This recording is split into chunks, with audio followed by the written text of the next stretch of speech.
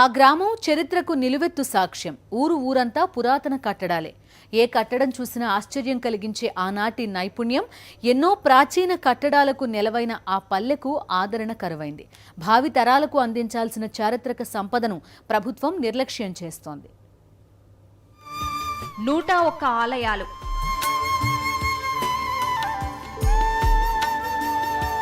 101 బావులు,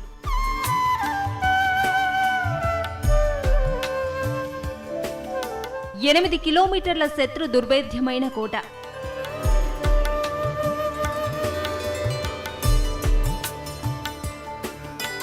గుంటూరు జిల్లా దాచేపల్లి మండలం తంగెడ గ్రామ చరిత్ర ఇది.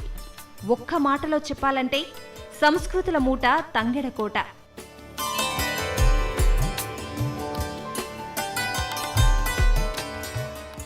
ఎంతో ఘన చరిత్ర కలిగిన ఈ గ్రామం గొప్ప పర్యాటక ప్రాంతం. కృష్ణమ్మ ఒడి అంచున 100 ఏళ్ల క్రితం నిర్మించిన చారిత్రక కట్టడాలు నేటికి ఆశ్చర్యం కలిగిస్తున్నాయి.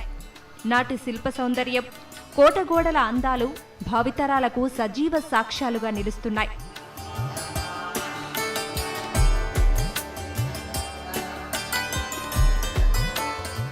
15వ శతాబ్దంలో తంగెడ గ్రామాన్ని మాచిరాజు ప్రభులు పరిపాలించారట. ఊరు సుభిక్షంగా ఉండాలని 101 దేవాలయాలు, 101 బావులు తవ్వించారని చరిత్ర చెబుతోంది. శత్రువుల నుంచి గ్రామాన్ని కాపాడుకునేందుకు 25 అడుగుల ఎత్తుతో 8 కిలోమీటర్ల పొడవునా నిర్మించిన కోట ఇప్పటికీ చెక్కు చెదరలేదు.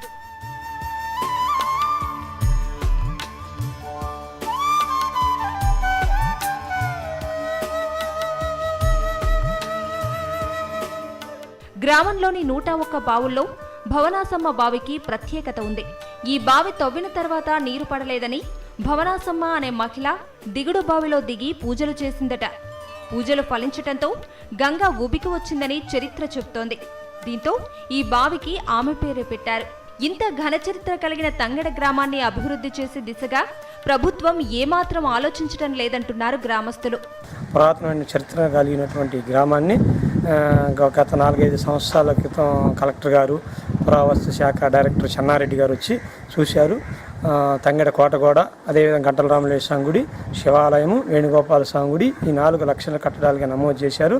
దీనికి అప్పట్లో కొంత నిధిని కూడా కేటాయించారు, కానీ ఎక్కడ అభివృద్ధి జరగలేదు. కృష్ణా పుష్కరాల కోసం ఈ గ్రామంలో 2 పుష్కర ఘాట్లను కూడా నిర్మించారు.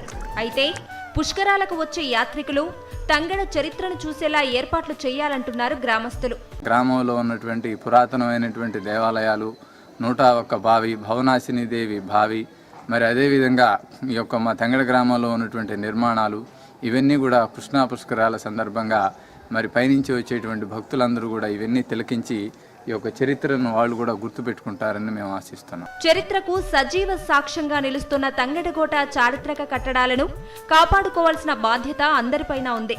ముఖ్యంగా పురాతన కట్టడాలను పరిరక్షించాల్సిన బాధ్యత ప్రభుత్వం పైన ఎంతైనా ఉంది.